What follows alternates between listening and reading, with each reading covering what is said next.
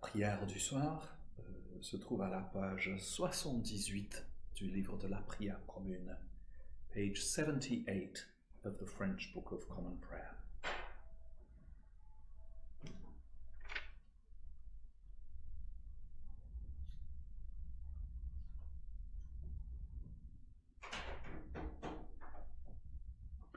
Je bénis le Seigneur qui me conseille, même la nuit mon cœur m'avertit. Je garde le Seigneur devant moi sans relâche. Il est à ma droite, je suis inébranlable. Chers amis dans le Christ, agenouillons-nous en silence, en présence du Dieu Tout-Puissant. D'un cœur docile et pénitent, confessons nos péchés, pour que dans sa bonté infinie et sa miséricorde, il nous accorde le pardon.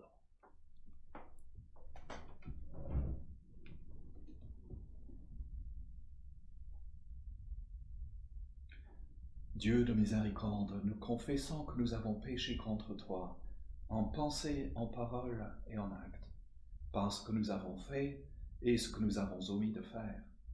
Nous ne t'avons pas aimé de tout notre cœur. Nous n'avons pas aimé notre prochain comme nous-mêmes. Nous regrettons sa science et fautes.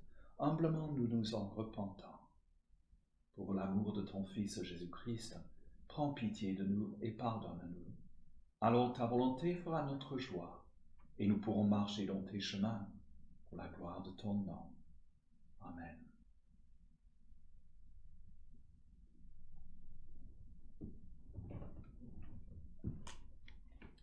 Que le Dieu Tout-Puissant vous fasse miséricorde, vous pardonne tous vos péchés par Jésus-Christ notre Seigneur, qui vous affermisse en tout bien et par la puissance de l'Esprit Saint, qui vous garde pour la vie éternelle.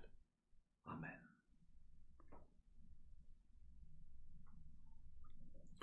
Dieu, viens à mon aide, Seigneur, à mon secours. Gloire au Père et au Fils et au Saint-Esprit, au Dieu qui est, qui était et qui vient, pour les siècles des siècles. Amen.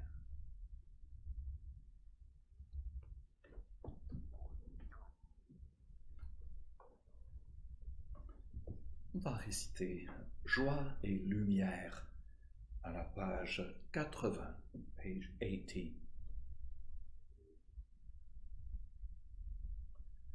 Joie et lumière de la gloire éternelle du Père, le Très-Haut, le Très-Saint, ô Jésus-Christ. Parvenus à la fin de ce jour, contemplant cette clarté dans le soir, nous chantons le Père et le Fils et le Saint-Esprit de Dieu. Oui, tu es digne d'être chanté dans tous les temps par des voix sanctifiées. Fils de Dieu qui donne vie, tout l'univers te rend gloire.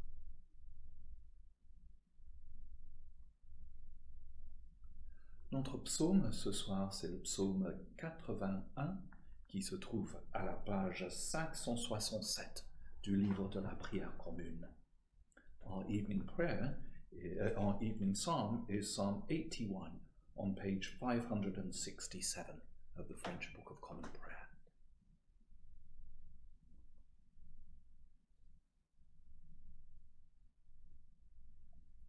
Criez de joie pour Dieu, notre force. Acclamez le Dieu de Jacob. Jouez musique, frappez le tambourin, la harpe et la cithare mélodieuse. Sonnez du cor pour le mois nouveau, quand revient le jour de notre fête. C'est là pour Israël une règle, une ordonnance du Dieu de Jacob. Il en fit pour Joseph une loi quand il marcha contre la terre d'Égypte. J'entends des mots qui m'étaient inconnus. J'ai ôté le poids qui chargeait ses épaules, ses mains ont déposé le fardeau. Quand tu criais sous l'oppression, je t'ai sauvé. Je répondais, caché dans l'orage, je t'ai prouvé près des eaux de Mériba. Écoute, je t'adjure, ô mon peuple, vas-tu m'écouter, Israël? Tu n'auras pas chez toi d'autre Dieu, tu ne serviras aucun Dieu étranger. C'est moi, le Seigneur ton Dieu, qui t'a fait monter de la terre d'Égypte. Ouvre ta bouche, moi je l'emplirai. Mais mon peuple n'a pas écouté ma voix. Israël n'a pas voulu de moi. J'ai livré à son cœur endurci. qui aille et suive ses vues. Ah, si mon peuple m'écoutait, Israël, s'il allait sur mes chemins, aussitôt j'humilierais ses ennemis, contre ses oppresseurs je tournerai ma main. Mes adversaires s'abaisseraient devant lui, tel serait leur sort à jamais. Je nous nourrirai de la fleur du fourment, je te rassasierai avec le miel du rocher. Gloire au Père et au Fils et au Saint-Esprit, pour les siècles des siècles. Amen.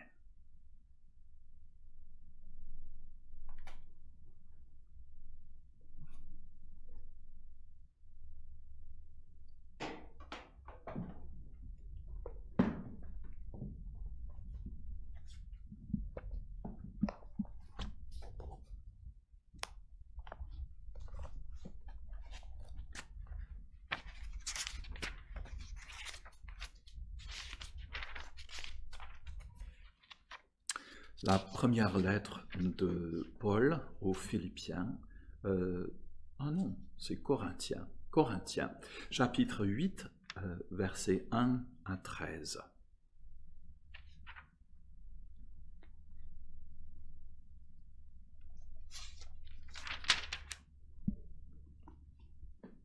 Pour ce qui concerne les viandes sacrifiées aux idoles, nous savons que nous avons tous la connaissance. La connaissance enfile, mais la charité édifie. Si quelqu'un croit savoir quelque chose, il n'a pas encore connu comme il faut connaître. Mais si quelqu'un aime Dieu, celui-là est connu de lui. Pour ce qui est donc de manger des viandes sacrifiées aux idoles, nous savons qu'il n'y a point d'idole dans le monde et qu'il n'y a qu'un seul Dieu. Car s'il est des êtres qui sont appelés dieux, soit dans le ciel, soit sur la terre, comme il existe réellement plusieurs dieux et plusieurs seigneurs, néanmoins, pour nous, il n'y a qu'un seul Dieu, le Père, de qui viennent toutes choses, et pour qui nous sommes, et un seul Seigneur, Jésus-Christ, par qui sont toutes choses et par qui nous sommes. Mais cette connaissance n'est pas chez tous. Quelques-uns, d'après la manière dont ils envisageaient encore l'idole, mangent de ces viandes comme étant sacrifiées aux idoles, et leur conscience, qui est faible, en est souillée. Ce n'est pas un aliment qui nous rapproche de Dieu. Si nous en mangeons, nous n'avons rien de plus. Si nous n'en mangeons pas, nous n'avons rien de moins. Prenez garde, toutefois, que votre liberté ne devienne une pierre d'achoppement pour les faibles. Car si quelqu'un te voit, toi qui as de la connaissance, assis à table dans un temple d'idoles, sa conscience, à lui, qui est faible, ne le porte-t-elle pas à manger des viandes sacrifiées aux idoles? Et ainsi, le faible périra par la connaissance, le frère pour lequel Christ est mort. En péchant de la sorte contre les frères, et en blessant leur conscience faible, vous péchez contre Christ. C'est pourquoi, si un aliment scandalise mon frère, je ne mangerai jamais de viande, afin de ne pas scandaliser mon frère. Ici se termine la lecture.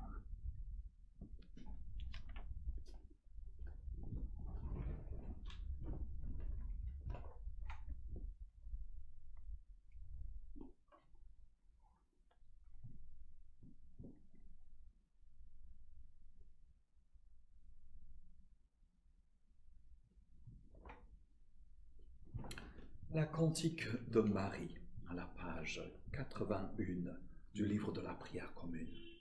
Page 81. Mon âme exalte le Seigneur, exulte mon esprit en Dieu, mon Sauveur. Il s'est penché sur son humble servante, désormais tous les âges me diront bienheureuse. Le Puissant fit pour moi des merveilles, saint est son nom. Son amour s'étend d'âge en âge sur ceux qui le craignent. Déployant la force de son bras, il disperse les superbes. Il renverse les puissants de leur trône. Il élève les humbles. Il comble de bien les affamés, renvoie les riches les mains vides. Il relève Israël, son serviteur. Il se souvient de son amour, de la promesse faite à nos pères, en faveur d'Abraham et de sa race, à jamais. Gloire au Père et au Fils et au Saint-Esprit, pour les siècles des siècles. Amen. Prions le Seigneur.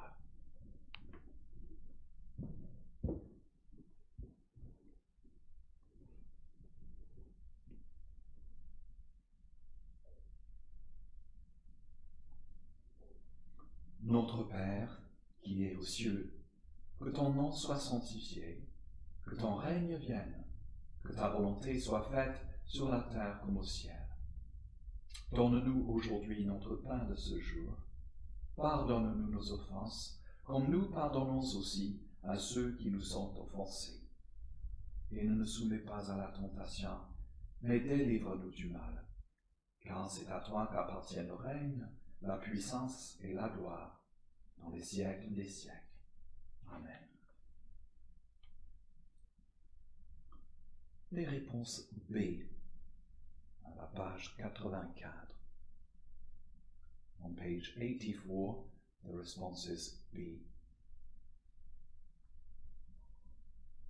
Demandons au Seigneur que ce soir tout entier soit parfait, saint, paisible et sans péché. Nous t'en supplions, Seigneur. Que tes saints anges nous conduisent dans les voies de la paix et de la bonne volonté. Nous t'en supplions, Seigneur. Que nous obtenions le pardon de nos péchés et la rémission de nos fautes. Nous t'en supplions, Seigneur. Que tu accordes la paix à ton Église et au monde entier. Nous t'en supplions, Seigneur. Que notre vie ait une fin chrétienne dans la foi et le respect de ton nom, et que nous ne soyons pas condamnés au redoutable tribunal du Christ. Nous t'en supplions, Seigneur. Que nous soyons réunis par le Saint-Esprit à la communion de tous tes saints. Nous confions les uns les autres au Christ et lui offrons toute notre vie. Nous t'en supplions, Seigneur.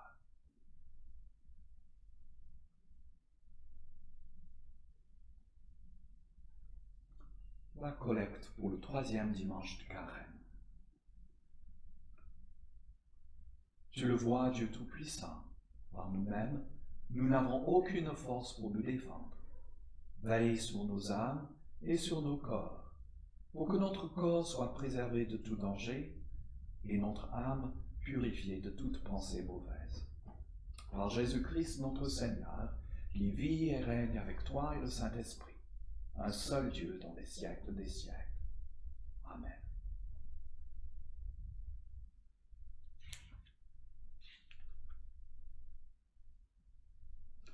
Ô Dieu qui nous fait désirer ce qui est saint, choisir ce qui est juste et accomplir ce qui est bon, donne à tes serviteurs cette paix que le monde ne peut donner, afin que nos cœurs s'attachent à tes commandements, et que, délivrés de la crainte de tout ennemi, nous puissions vivre dans le calme et la tranquillité.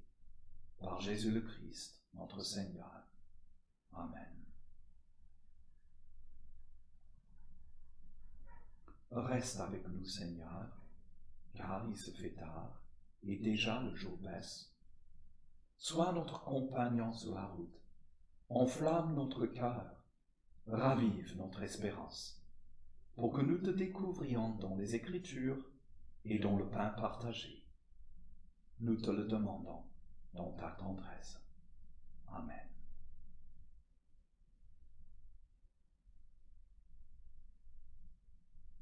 Ô Dieu qui manifeste dans tes serviteurs les signes de ta présence, envoie sur nous ton esprit d'amour, que ta grâce abondante augmente en nous dans le partage et le don. Par Jésus le Christ, notre Seigneur. Amen. Prions en silence pour nous-mêmes et pour tous ceux qui ont besoin de nos prières.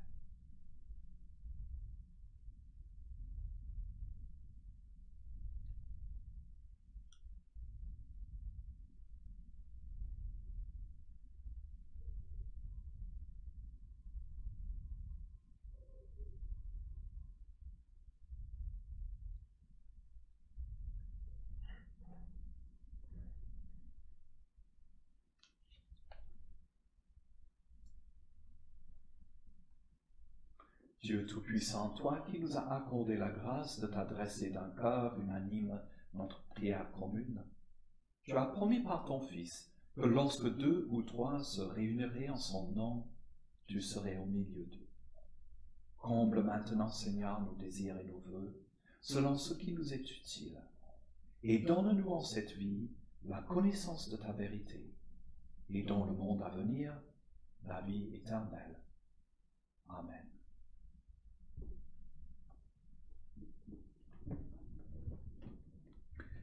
Bénissons le Seigneur, nous rendons grâce à Dieu.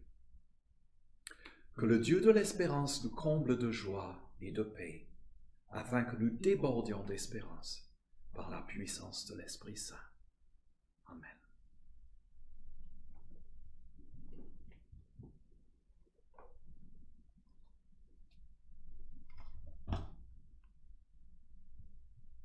At the end of each of our evening prayers, I read out a small extract. It might be a poem, it might be a little piece of prose, it might be just my reflections on the day sometimes. But today I'm going to read something from this lovely little book called All Saints, Daily Reflection on Saints, Prophets and Witnesses for Our Time. It was published several years ago. I'm sure it's still possible to find a copy of this on Amazon or perhaps in a bookshop somewhere.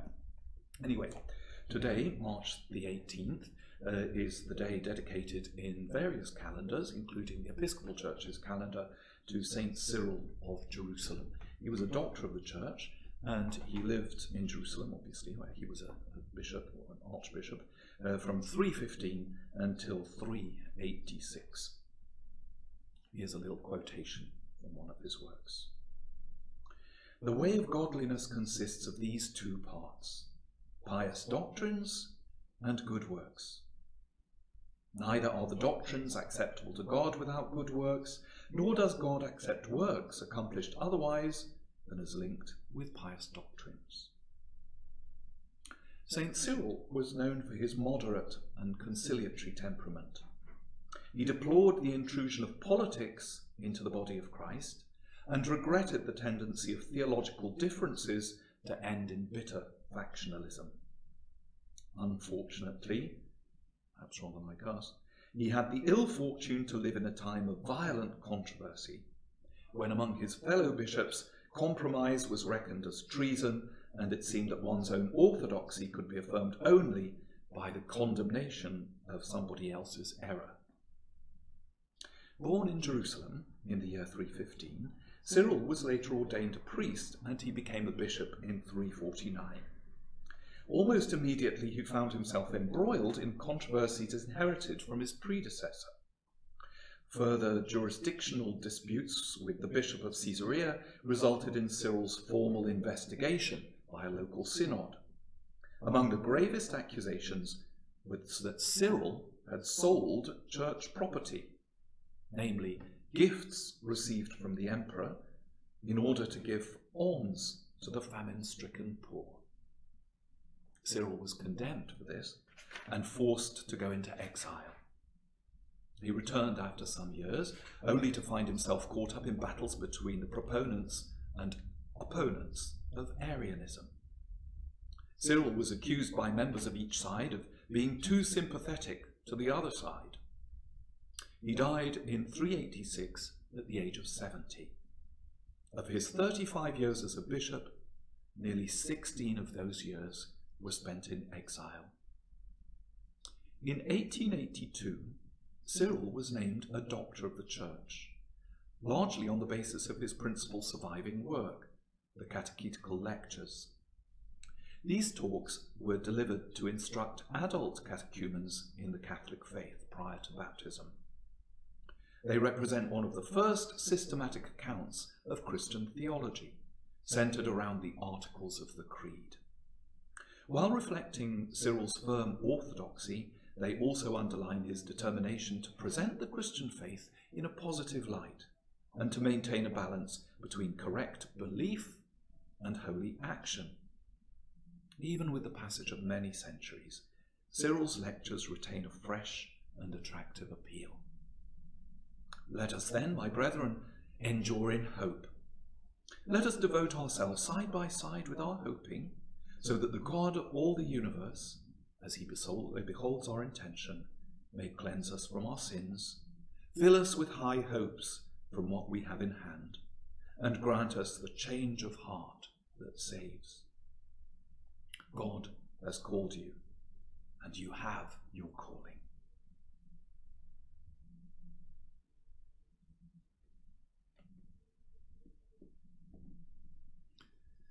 Thank you for joining us this evening, if you're with us on our YouTube channel. The fun continues on Zoom in our Bible study this evening, which is going to take place in about 5 minutes, all being well. You should have received an email if you're interested in this. The coordinates were up there. I'm not sure how well this is going to work, but if you'd like to follow us on Zoom, I think if you type that in somehow, you'll be able to pick up the Zoom feed. You can either join us with a video and sound, or if you just want to listen to us, just dial this number underneath, 1-646-558-8656, and then you can listen to us over the telephone. What times we live in. Thanks for joining us. Sleep well.